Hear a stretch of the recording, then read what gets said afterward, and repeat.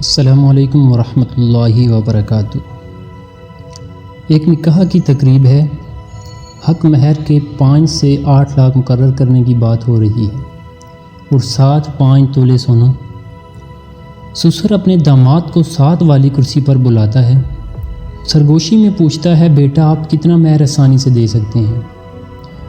داماد کہتا ہے، آپ لوگ جو مقرر کریں منظور ہے، لیکن میں اگر زیادہ کوشش کروں تو 2 لاکھ دے سکتا ہوں۔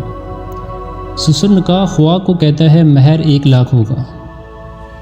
جب سسر نے سونے کے متعلق پوچھا تو داماد نے کہا، میں 2 تولے بنا چکا ہوں، 3 اور بنا لوں گا۔ سسر نے سب کو مخاطب کر کے کہا کہ سونا 2 تولے ہوگا۔ سب عزیز و اقارب ناراض ہوئے کہ اتنے کم مہر اور سونے پر آپ نے کیوں بات ختم کی۔ سسر نے کہا، آج اگر میں اس شخص کو جو بھی ڈیمانڈ کروں تو مجبوراً یہ پورا کرے گا، لیکن بعد میں یہ میری بیٹی کو جو پوری روٹی دے گا اس کو آدھی روٹی کر دے گا۔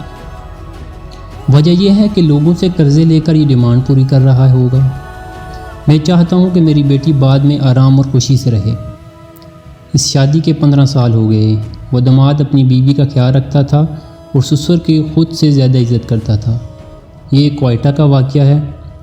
مہربانی کیجیے، نکاح کو آسان بنا دیجیے۔